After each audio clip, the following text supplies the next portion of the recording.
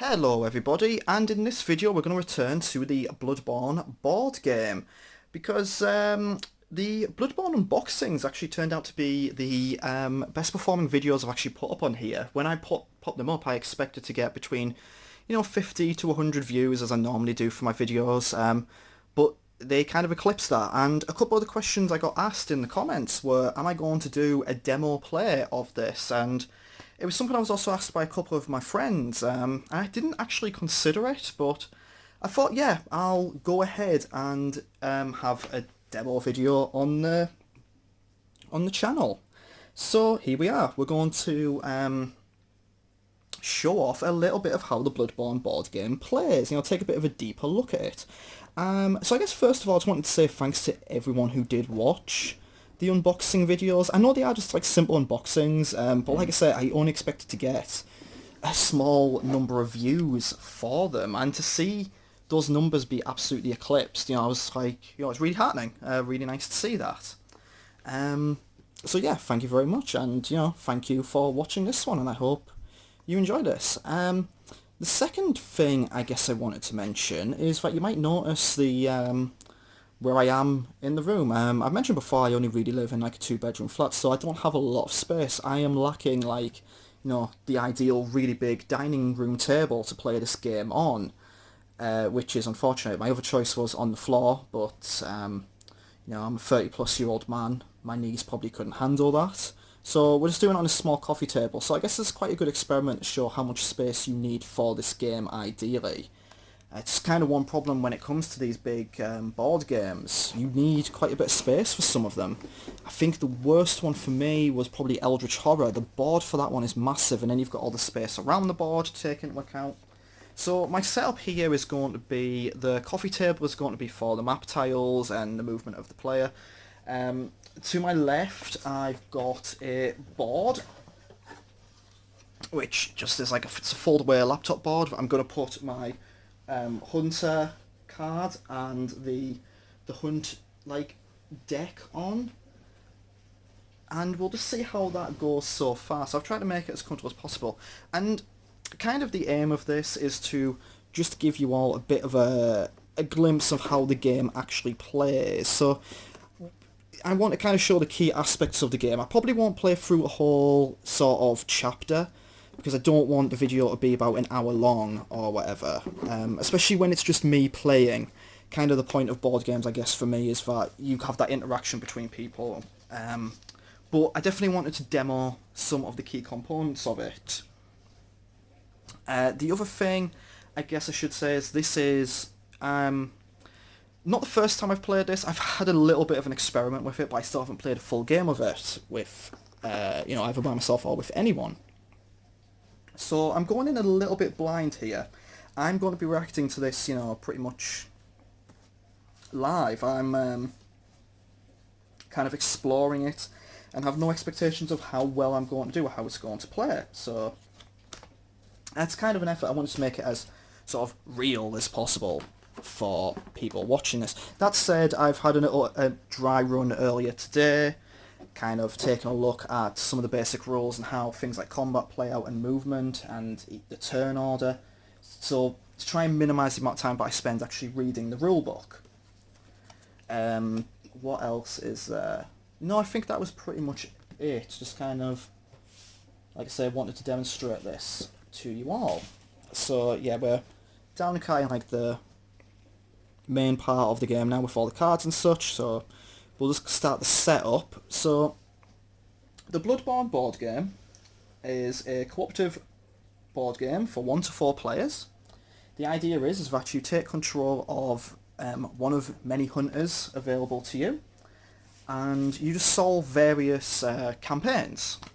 In the core game there are 4. We've got Secrets of the Church, Growing Madness, The Long Hunt, and The Fall of Old Yharnam. And the idea is that you'll move around the board, solve various missions to try and achieve the overall game goal, and then probably fight a boss at the end of it.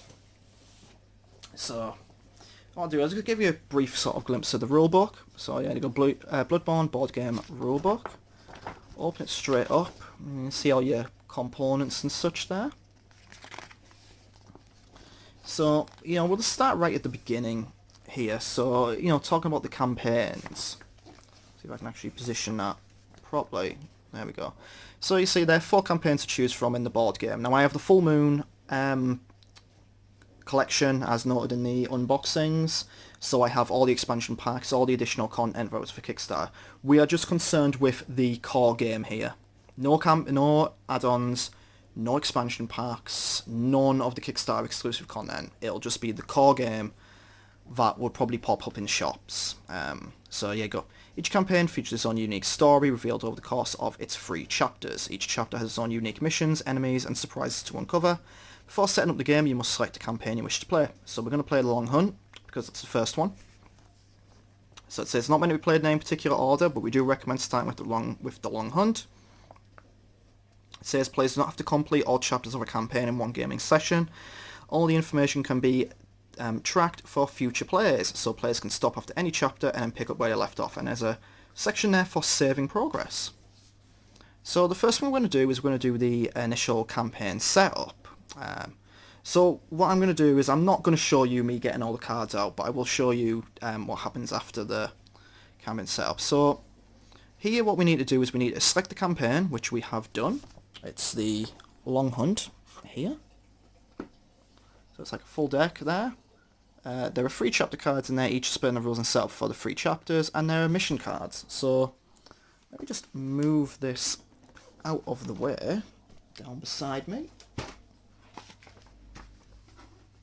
So we've got, there you go, the Long Hunt deck. We've got the introduction card there, and we've got the chapter 1 setup, chapter 2 setup, and chapter 3 setup, followed by the missions. And you can see there's like, each of these mission cards are numbered from 1 to 60. Of course, as it does mention, this is an entire campaign split into 3 chapters, so I don't know how many missions that would be per chapter, probably 10 to 20 I'd presume. So we'll set that back down there. We'll go on to the next page. So the first thing we're going to want to do is set up the hunter that I'm going to be playing as. So I'll just go quickly set that up, and then I'll show you the hunter deck all set up. Okay, so we're back and we have the hunter all set up. So let's quickly go over the hunter dashboard. So the first thing you'll do is you'll select what hunter you want to play as. I've picked the same one that I believe I did in game, and that's Saw Cleaver. Kind of the classic Bloodborne hunter, I think. This is sort of the one that appears on the cover of the game and the one most commonly associated with the game.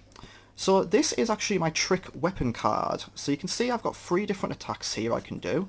We have a speed associated with the attack and the amount of damage it does. We've got a quick cut, a slash, and a heavy carve. This will probably become more evident in the combat encounters in the game, but kind of seemingly the idea is that you will choose a side of your trick weapon that kind of gives you more of an advantage against the enemies in the area. So you'll see if I flip it over, I've got 2 quick cuts and a slash. So this is clearly for when I need a little bit more speed. This is probably when I don't necessarily need that speed. So yeah, at the start of the game you'll pick which side of these, and you can alternate sides during the course of the game. So the next part of the hunter dashboard is right here, the HP. Every hunter starts with 6 health points. So we've got a token representing 3, and 3 tokens representing 1 each. Next up is the firearm that comes with hunter. Now I had a little bit of difficulty here with finding the appropriate one. Then I realised there's actually a picture associated with hunter. So I've got a hunter pistol, and the action here is when an enemy makes a basic attack, we automatically stagger that enemy. Not quite sure how to use the firearms as of yet, but on the back we've got hunter pistol, discard 1 card to refresh. So I think maybe during a combat encounter, if you want to use this, you kind of say, and then it, it's tapped out, and then if you want to discard a card, you refresh it. So pretty kind of simple card game rules.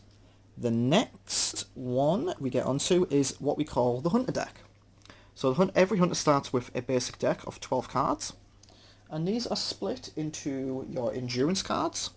At the moment these just relate to the dodge action.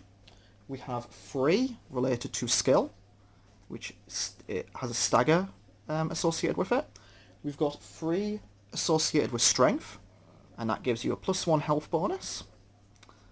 Actually, no, +1 damage bonus, I think that would be, yeah. And the final one is vitality, which allows you to draw an extra card for your hunter deck, from your hunter deck. So this is your basic hunter deck. You add to this as the game goes on by upgrading in Hunter's Dream. Kind of very simple to anyone who's ever played any deck building game. You know, it's like basic premises. You always start off with a basic deck. You get cards to add to it and build up your character that way. And finally, last but not least, the Hunter himself. Now, I've shown all these off in the unboxings, but we get a bit of a closer look at the models, I guess, this time round. This is the Saw Cleaver Hunter. There is his Saw Cleaver, there is his gun, and there is his funky hat. So that's the Hunter all set up pretty nicely. So let's move on to setting up the hunt board. Okay, so we are almost ready to begin now that we have the chapter dashboard all set up. So I'll just quickly walk you through the various elements to the Hunter dashboard. So first of all is the dashboard itself. You'll notice that we have the 3 enemy types that are going to appear in this particular chapter. We start off with a Hunter's Mob, the Huntsman's Minion, and a Scourge Beast. Then we have the chapter kind of details here. So on the chapter details card, we have what enemies make it up, and the tiles, what enemies make it up. That doesn't sound right. You know what I mean. So we have the tiles that make that up as well. So with the game, you always start off on a central lamp. In this you get a courtyard lamp, the occupied house tile, the Odeon Chapel tile, ransacked house tile, and this symbol here is defines the number of players you've got. So it's number of players you've got times 2 random tiles, up to a maximum of 6. So there's 1 player playing this, just me, so times it by 2 tiles. So if there were 4 people playing this, you would only get a maximum of 6 added tiles. Pretty simple. Next up, we have the Hunter's Dream. These are 4 upgrade cards that we can get should we visit it. That's a little bit hard to see because of the big glare there, but this one says +1 damage on kill, draw 1 card, heal 1. So you can see kind of obviously why you want to get these additional cards. So around the board you'll notice a few other things. We have the introduction card for this campaign. We have the extra upgrade cards here, all shuffled, and I presume the idea is that once a player buys one of these ones here, you replace it with the top one. We have the mission cards. We have the enemy action cards that will define which action any of these enemies will take. There are 2, 3, 4, 5, 6 enemy actions here. It's a combination of basic, special, and ability cards. So these have been shuffled well. Let's hope they're favourable. They never usually are when I play these sorts of games. There are always long-standing jokes between me and my friends about the Resident Evil deck building game and the amount of times that I will flip Nemesis in that. So on a side note, if you can get hold of it, Resident Evil deck building game is brilliant. We have here the Tangent advertising a different game in the middle of this one. This is a rewards deck. So this has been shuffled, and this is just sort of rewards you get, I presume, when you achieve something. Not quite sure myself. Finally, consumables. So I'll go into this when we actually play the main game. When you flip a tile, there are certain icons on it. Some of those icons represent enemies, some of those icons represent consumables. When you are taking your turn, you can spend an action to interact with a consumable and pick it up, attack, move, that sort of thing. It's all stuff we'll get into when we actually play the game itself. Final element of the Hunter dashboard, and last but not least, is this bottom section here, which is the Hunt Tracker, ranging from 1 through to, I think it's 15. 1, 2, 3, 4, 5, 6, 7, 8, 9. I can't count.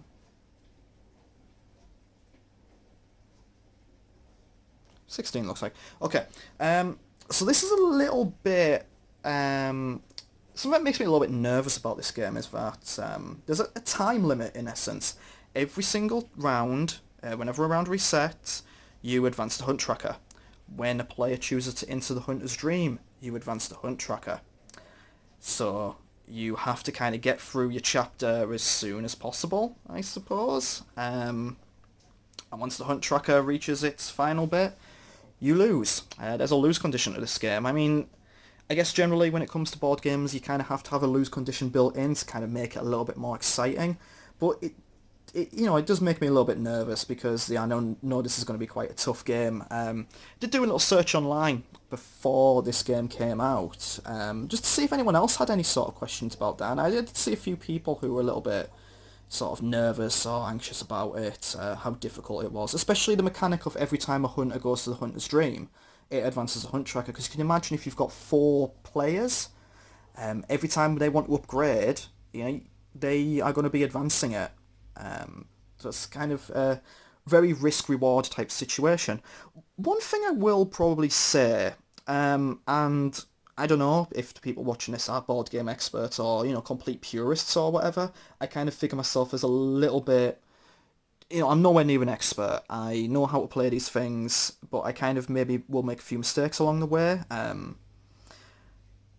But as someone who is in it more for the love of playing them with friends or whatever, I think the idea of making house rules is a fantastic one. I mean, pretty much anyone grew up with some sort of board game, I presume, ranging from like Monopoly to Cluedo to Scrabble, just to name like the base 3.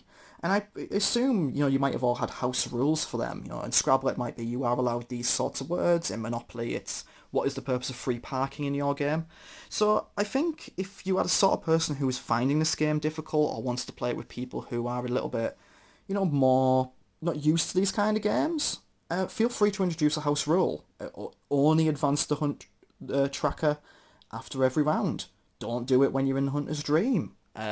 Maybe invent a rule where you can halt it or whatever.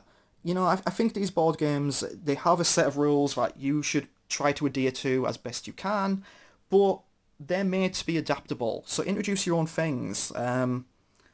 Feel free to experiment with that. I don't know if the people who made this game intended for anyone to ever say that, but it's just kind of how I feel about things. I love for things to be accessible to people. I love to share my passion for things with others. So if that means it doesn't play exactly how it should, then whatever, as long as people are having fun. So now that we came off of that tangent, what I think we'll do is we'll move the track to one side so we can actually get the tiles down and play the game. We will move the fabulous Mr. Biffo off to one side. His lovely Schwenk coasters, look at that. Again, I don't know if anyone... I'm talking about other people and other things in this video, but if anyone doesn't know Mr. Biffo and Digitizer who is watching this, please go check it out. This is a moment from what they call Digitizer's Supernatural Special. It's absolutely hilarious, well worth watching. I'm going to have to stop talking about other people's stuff in this. I'm sorry, I'm not very good at this. Right, so what we'll do, we'll move this over to one side, get the tiles down, and let's take a few turns. Okay, so now that we've got the tile down, I've got my other tiles all shuffled next to me now. We are ready to begin with Campaign 1, Chapter 1. So, as noted in the rules, the first thing we are going to do is read the introduction to the campaign. So this is The Long Hunt. Of the monsters created by the Beast Plague, the Scourge Beasts are the most reviled. Once human, these terrible monstrosities are fast, agile and lethal. As of late, more and more of these beasts have been appearing in central Yharnam, and thus we have been tasked with discovering the source of their increasing numbers, as well as eliminating as many as possible. There we go. Send the Oscar in the post, please. Yeah. Just for being able... There should be one just for being able to read through something fluidly, something that quite difficult to me. Next thing we're going to do is, like I say, space at a bit of a premium, my setup. I'll just rotate it around so you can see I've got the dashboard off to here, and I've got a bit more space there. It's a coffee table, hey people. So next thing we're going to do, we've got everything set up. I'm going to flip that over. So at the start of the hunt, we reveal card 1. So let's reveal card 1 from the mission deck, the long hunt. There it is. So, mission 1 is Source of the Scourge. We must take to the streets of central Yharnam. The number of scourge beasts grows, and we must leave no area unchecked and uncleansed. We should also gather what information we can from the surviving townsfolk. Perhaps they can grant us insight into the cause of this sudden infestation. So let's pop that down there, reminding me of what my mission is. Let's knock stuff out the way. So, what I've got on the side as well is the player aid card, which reminds me of how rounds work, what actions I can take, how the hunter's dream works, how attacking works, reward cards, and on the back we got some keywords, which I imagine will come into effect as time goes on. We've already seen stagger, so cancel enemy attack with a slower speed. We've seen dodge, we haven't seen stun, nor have we seen frenzy and poison. I feel like they're going to come in at a later point. So, let's begin the game. So, we've got the rulebook back up here with me. I'm not going to go into the details of missions, but what it kind of says here is that each chapter has one hunt mission. I'll bring that in front actually. One hunt mission that players must complete in order to win, and a number of insight missions. Insight missions are side missions that reveal more of the events and stories surrounding the campaign. Once these are complete, insight missions grant powerful rewards that will further aid the players in their goals, as well as insight cards, which may be necessary to progress in other missions and should be kept by the players throughout the entire campaign. So we complete insight missions to get insight cards that will allow us to do things later. The key to that is on the hunt mission card here that we've got. It says end a move on a central lamp tile after you've collected at least 2 insight, and then you reveal card number 2. And what it says on the campaign thing there is, if you end a move on the courtyard lamp, reveal card 5. If you end a move on the occupied house tile, reveal card 8. And if you end a move on the ransacked house tile, reveal card 12. Those are your insight missions. So,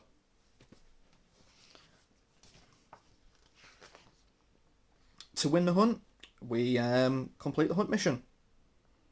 To lose, we get to the final of the hunt track.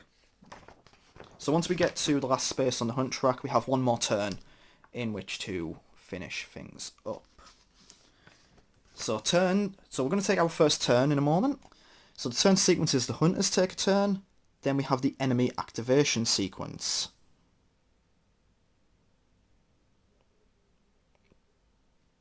So the hunter turn is when a player performs a number of actions. To perform an action, a player must discard one of their stat cards from their hand, place it into a discard pile face up next to their hunter deck.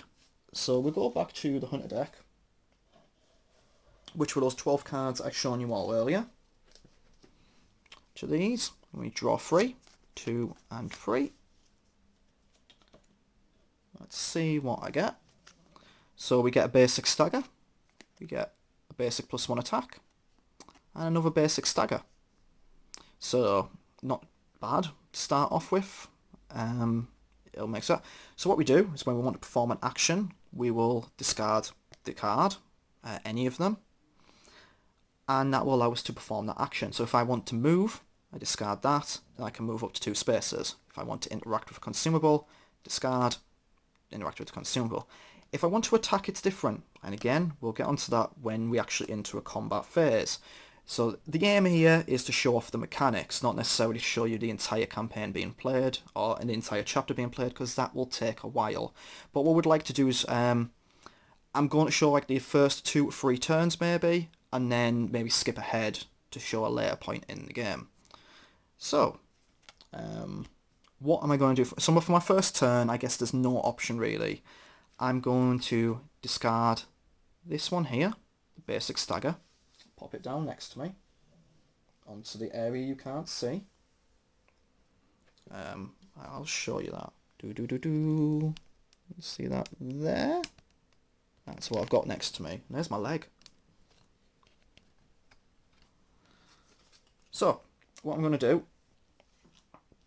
is, as defined in the rulebook, when a player uses a stack card to move, they may move their hunter on the board up to 2 spaces. You don't need to move both spaces if you do not wish to, but you have to use any movement from that action before performing another action. So what that basically means is I can't move a space, then do another action, then go, oh well, I didn't move 2 spaces the first time around, I'll perform the other action. I'll perform the other move, if that makes sense. I've got to commit to it. If I wanted to move again after taking another action, I'd have to discard another card to do that move. Pretty self-explanatory. But that could potentially be where, what I was speaking about earlier, your house rules come in. It's not in the rules, but if for some reason you felt that was a necessary house rule, you could theoretically do that. Probably wouldn't be advised. So what I'm going to do, I'm going to move 2 spaces. I'm going to move 1 to the right. You can see these dividing lines here indicate the spaces. 1, 2, 3. And then what I'm going to do, I'm going to flip a tile. First one I get is one of the blank random tiles. And what we can see with the tiles is, for one, they're beautifully made. For two, these define the exits to the entrances and exits to the tile. So you can see I've got it there. So what I have to do with this one is I have to line it up. So what I'm going to do is, in the interest of space, I'm going to line them up there.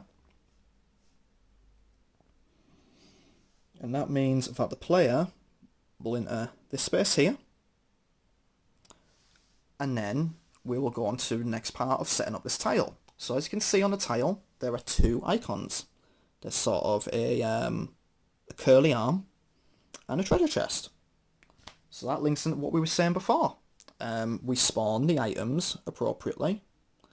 So what we do is we match up the icon with the one on the hunt board, which is that one there. So we spawn 1 hunter mob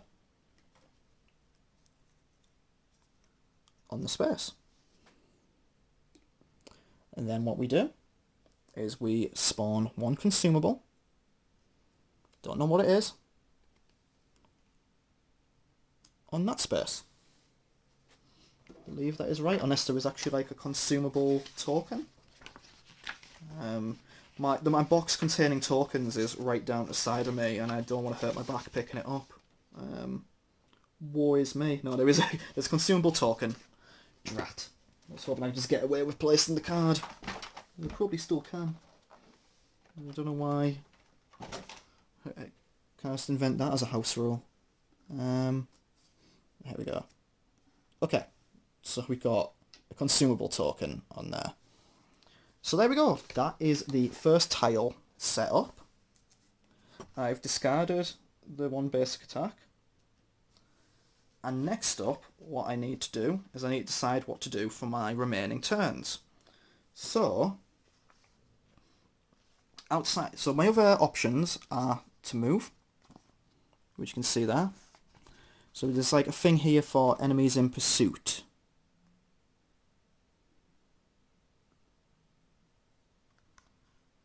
So we won't need to go into that right now, but there's a reveal and populating tiles section. There's an example of it there. And then once the other actions. So as mentioned, we can interact. We can transform our trick weapon, as I mentioned earlier. Or we can attack. Or we can go to the Hunter's Dream, which there'd be no point in doing right now, because I have nothing to spend there. So, I've got 2 more goals here.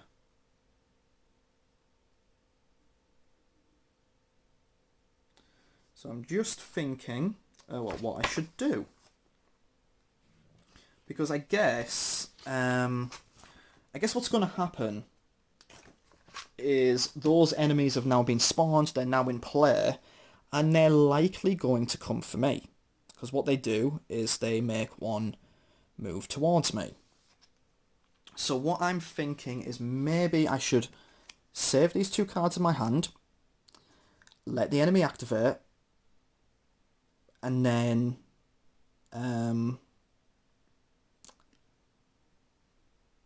continue. Or I could theoretically move and get another tile if I used one move, 1, 2, then 1, 2, but then an enemy could attack me. See, it's already so many questions, so little answers, and the growing fear and anxiety that I'm going to balls this up massively. Tell you what, for the sake of this video, I'm going to stay in that position. I'm going to keep my hand with me, and I'm going to say, that's my go. Then we're going to move on to the enemy activation. So I'll get my player aid card instead of the rulebook. So it says, round summary, Hunter's turn, perform actions, end of Hunter's turn, enemies within 1 tile activate. So what happens now? We look at all the enemies, and if they're on the same tile as me, or they're on a tile adjacent to me, they will move 1 space towards me. So this enemy is in the same tile as me, they will move 1 space towards me. Now, they are in my space. So what happens now is, after moving, if the activating enemy is then in the same space as the player's hunter, they will attack me. So these 3 gits are going to attack me, and I don't like that. So what I'm going to do, first of all, I'm just going to quickly scan through, have a look at the firearms, because I mentioned that earlier, not really being too sure. Yeah, there we go. All hunters carry a firearm, which is a dedicated slot on the hunter dashboard. Oh, brilliant. Each one specifies when it can be utilised. When used, they're exhausted and cannot be used until they are refreshed. Each firearm specifies how the player can refresh it. Just like reward cards, firearms also refresh automatically when they go into the hunter's dream. Hunter can only carry 1 firearm at a time. If they gain a new one, they can replace their previous one with it. So, ours is the hunter pistol. When the enemy makes a basic attack, we automatically stagger that enemy. So if this enemy attacks me and it's basic, then it'll stagger them and I'll automatically not have to be hit. So here we go. We're going into combat. So the enemy is attacking us.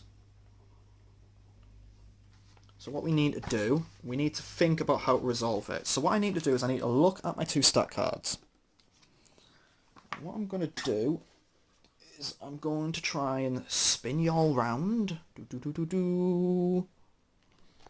going to bring this a little bit closer. Tell you what, actually, I will just lift you up. So what I'm going to do is I'm going to take my stat cards, I'm going to place it on one of the ones I think will give me the advantage. So I think what I'm going to do is, because I'm being attacked by the Hunter's mob, and it looks like they have speeds of 2 for all of their attacks, I'm going to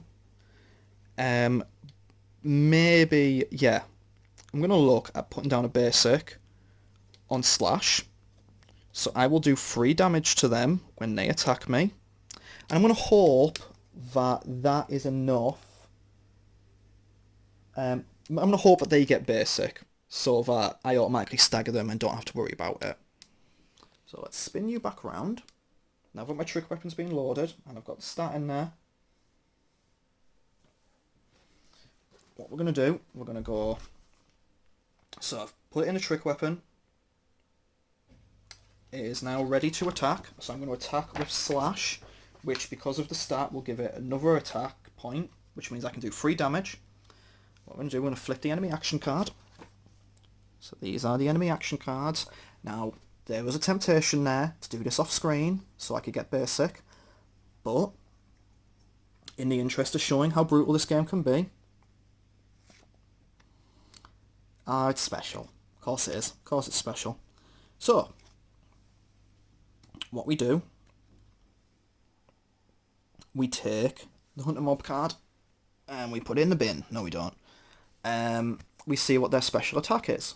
So, their special attack is they got 2 speed, and they do 2 damage, and they also inflict stagger and stun. Like I said, this game's going to be pretty brutal. I was hoping for the basic axe swing. What's on the other side? Oof. If only. No, that actually might have been worse, because they still do hit you. Unfortunately.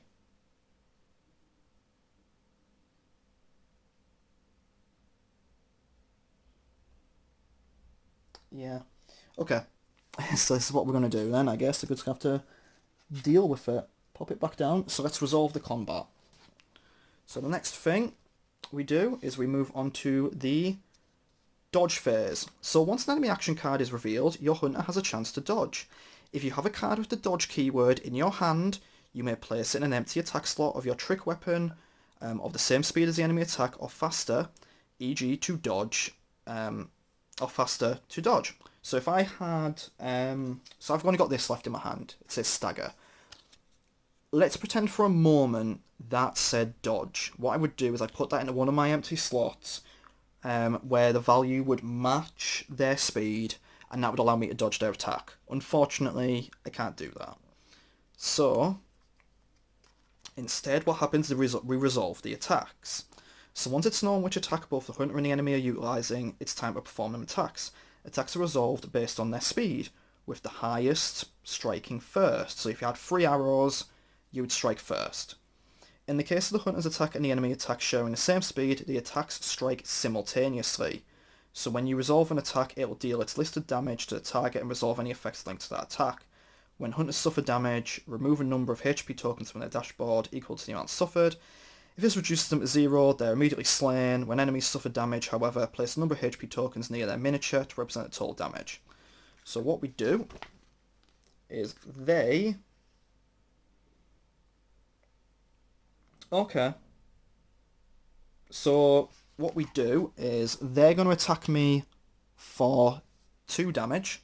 So I'm going to remove that from my dashboard. So I've got 4 health left. Fortunately, my slash does 3 damage to them. So we reach into the box down here where the tokens are. I should have put them on the coffee table, really. So 3 damage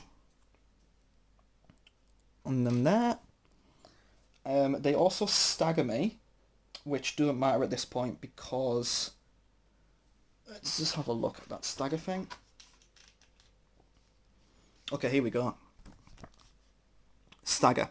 Attacks that have the stagger effect cancel any opposing attacks with a slower speed. So our speeds are the same, so that doesn't apply. Stun. When hunter suffers stun, they must discard 1 stat card from their hand. If they cannot, they instead suffer 1 more damage. Well, I have a stat card in my hand, it gets discarded. That's it. That's the start of the basic floor of the Bloodborne board game. So what I'll do is I'll take another go, and then we will see, and then what I'll do is I'll fast forward a bit into the later part of the game. So let's roll on to the next one. So that's the end of that round. You can see it's pretty simple. One thing I do find with these kind of games is they all kind of share very similar principles, and once you're kind of used to one, you kind of pick it up fairly quickly. But I think there are a lot of words and phrasings, and like I say, you have a look at this rulebook. That is, all of that is just text to attack. And yeah, it teaches you how to attack, and it's very useful, but I think it can be a little bit daunting. So sometimes it's good to have these sorts of demonstration videos, I guess, or someone alongside who understands these games well. I always think you can sit and read these rulebooks as much as you want, but it's no substitute for just playing the bloody game. So, round number 2. So what happens at the end of a new round? So at the end of the round, so we've done the enemies, and what we do is, I'm reading the wrong thing there. Yeah, starting a new round. So once the last hunter turn and enemy activation have been completed, the round ends and a new one begins. Take the following steps in order. Advance the hunt track by 1. Oh, spooky. Don't like it. So we advance it by 1. Let's just pop that over there into a discardy pile. That's advanced by 1. I draw 3 more lovely cards from my hunter's deck.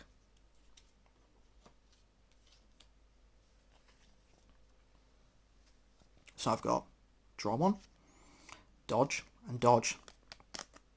So you see, that is going to be immensely useful. That dodge is brilliant. So let's start the next round for me. So naturally, what I'm going to do is I'm going to finish off this enemy, because why not? Yeah. So what I'm going to do,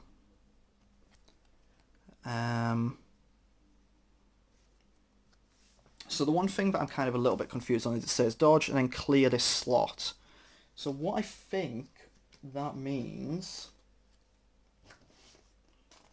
and we'll see if it's in like an FAQ here, because it doesn't really fully explain that.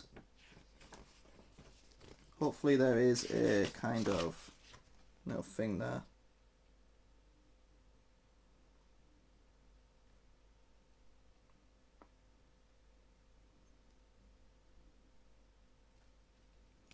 Because to me, when it says clear the slot, it means, you know, once you're done with it, you take it out of that slot. It's kind of like a one and done type deal.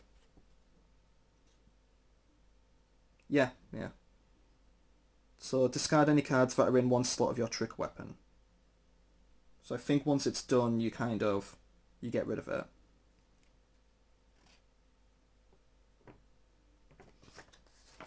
Okay. Sorry about that. So what I'm going to do, I'm just going to straight up attack it. So it's got 4 health altogether. I've already done 3 damage, so we're going to use this dodge card. We're going to pop it into Quick Cut. Quick Cut does 1 damage, but it has a speed of 3. And the hunters have a speed of 2 on both their attacks. So theoretically, I will go first, then that will kill the hunter mob before it can land a damage on me. Land a damage on me. Phrasing. So then, yeah, what my aim is to kill the hunter mob, go into the next space, pick up the consumable. They're all fine and dandy. Let's go then. So first of all, the attack. So Quick Cut, like I say, 3 damage. 3 speed, 1 damage. Let's see what the enemy gets. So if it gets basic or special, we're happy. That was a dishwasher just finishing. Special. Okay, fine. For once we're fine with that. So just to remind ourselves, what does special do? Speed of 2. Attack hits me for 2. Does stagger and stun. I don't need to use any other cards from my hand. But we'll just have a look.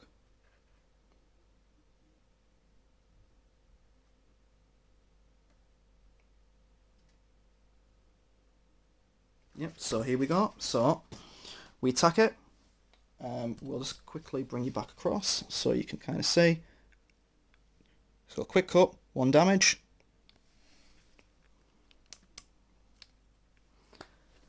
And we do the 1 damage to it. We kill the hunter mob. Hunter mob is dead. I am very happy that I managed to get that on camera in the first turn or 2. Because I was kind of really dreading recording this and dying in the first 2 turns. So now we need to figure out what we do when we kill an enemy.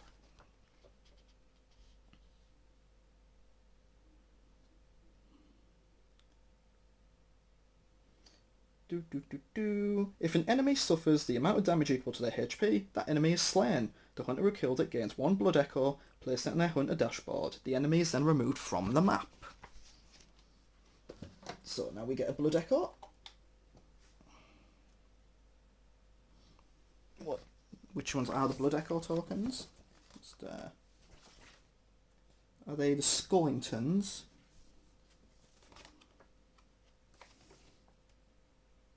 No, that's Insight. Blood Echoes look like the upside down scary things. Let's pick the box up again.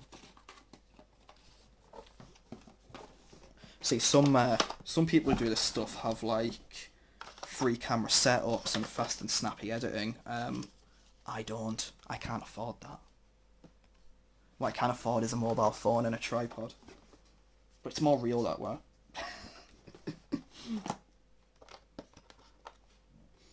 There's a survivor token. Come on, Blood Echo. Oh, there they are. Turns out the Blood Echoes are huge. There we go, a Blood Echo.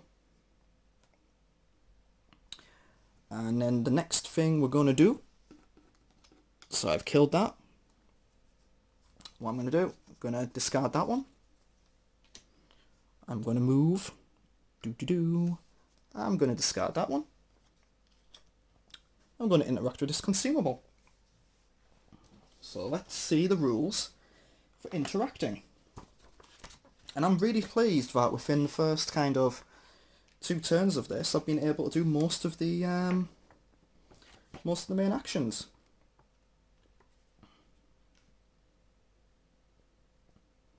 So when a player uses a stat card to interact with a consumable, they discard a token from the map and draw 1 consumable card at random. So we just get rid of it. Back in the box ye go. And let's see what consumable I get. So the consumable I get, very, very handy, fire paper. So what do I do with that consumable? So consumable, so player may only pick up consumable if there's a consumable token on their space. They're used to help hunters in the hunt, and if we go to page 17, they're a one-time use item representing various tools available to the hunter. They're not added to a player's hand or hunter deck, but they're kept off to the side of the hunter dashboard. So they specify when they can be used, either during the hunter turn or during combat. So if I attack, I can use this fire paper and it does 1 extra damage. I should probably put it in screen. Look at that.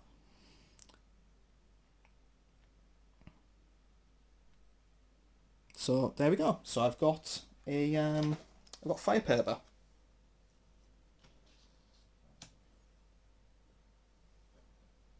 So I've got 4 health, I've got fire paper, I've got 1 blood echo, and I've slayed an enemy.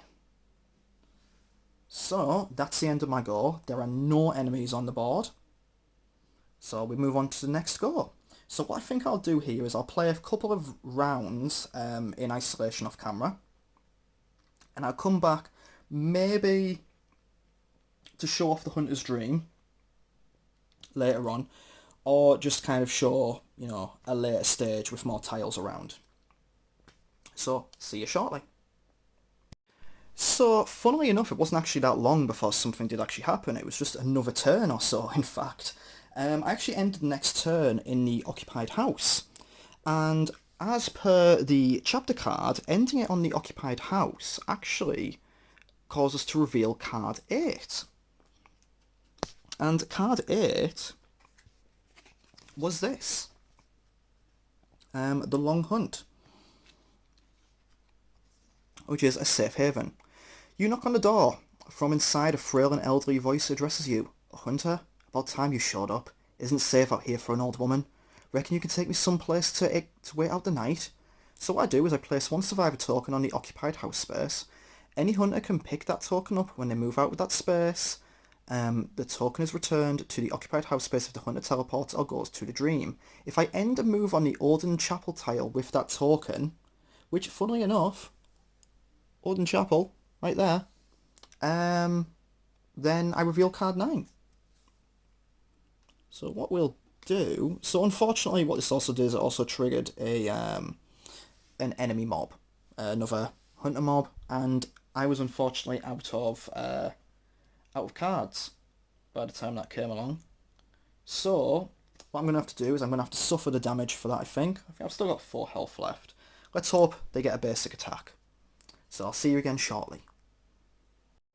So we've had just a little bit more advancement there. As you can see, something quite nasty has appeared on the board. So what happened is I got the survivor and I got her back into the church.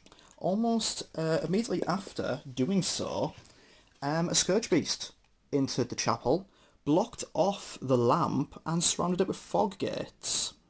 Also, there is this lovely thing here regarding insight. So I'm about to take my turn.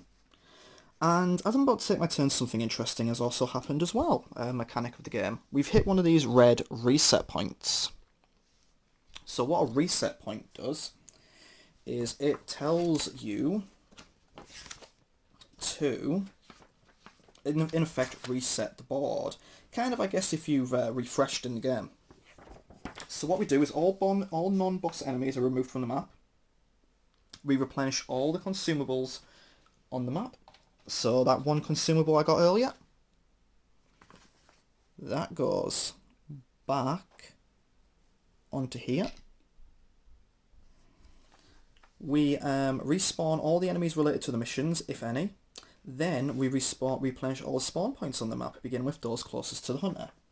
So we've had 2 spawn points so far, the hunter mob and the other hunter mob.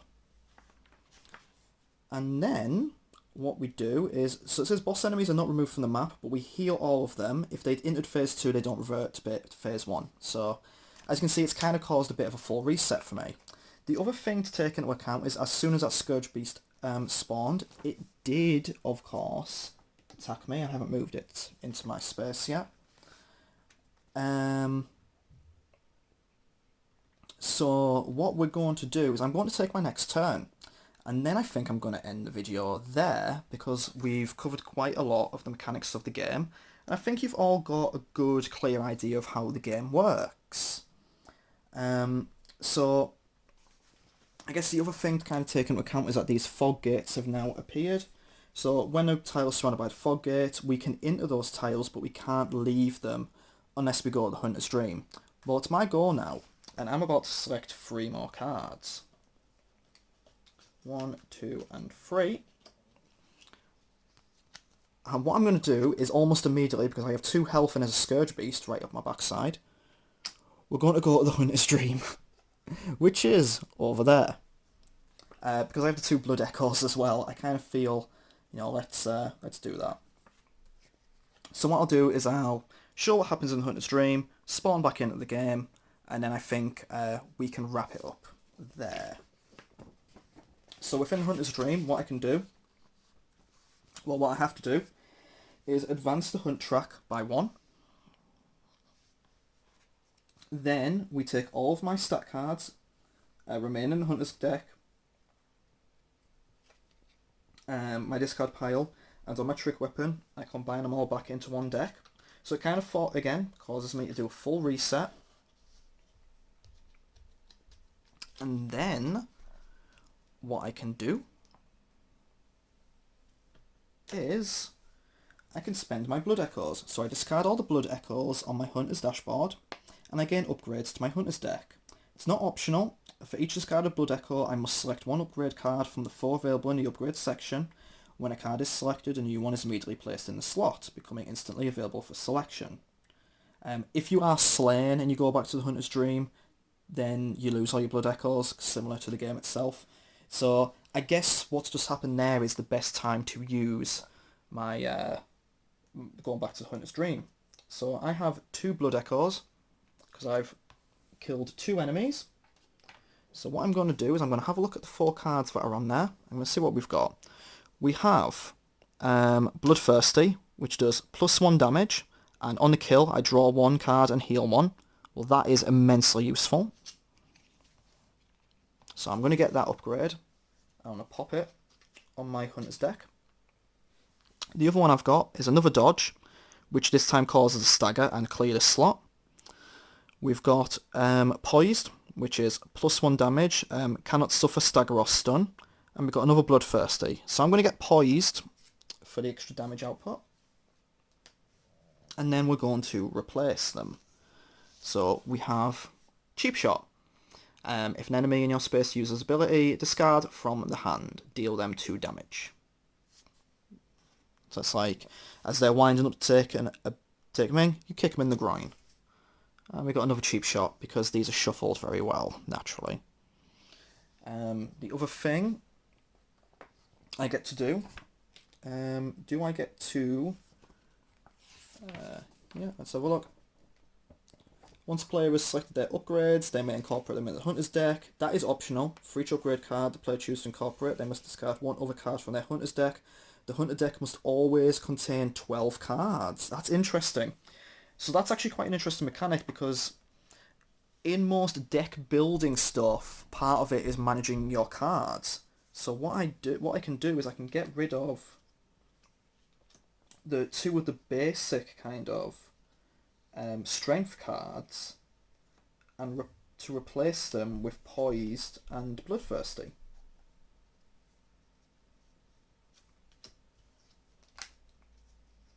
So that's interesting.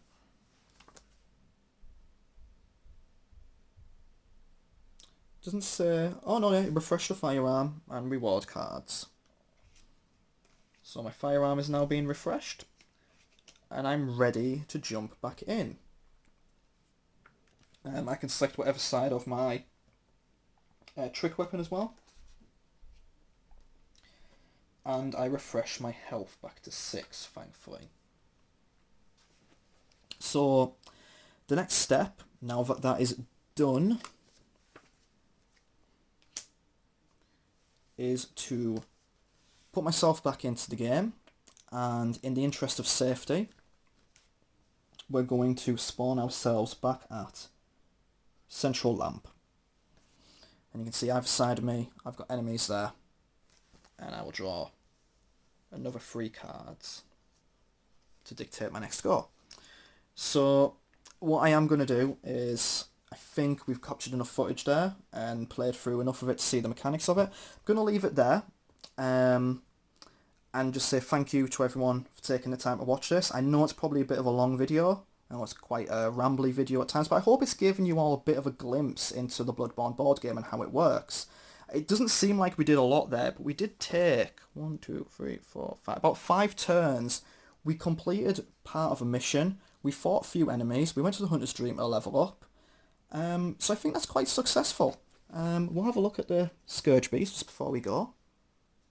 Look at that, it's lovely. And there we go. So what I'll say, again, thank you very much. If you do want to see more sort of board game playthroughs, I'll try to see what I can do. I would maybe like to revisit this in the future.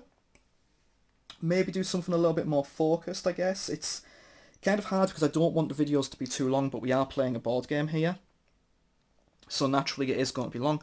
There is, in theory, you could maybe do like a bit of a series, you know, like 2 or 3 videos of length each, possibly. But yeah, again, thank you very much for watching this. Hope you all enjoyed it. And if you do have the game yourself, let me know how it is. I'd love to see how you're getting on with it. I'm going to continue this game now, see how far I get with it. And I'll see you all in the next video.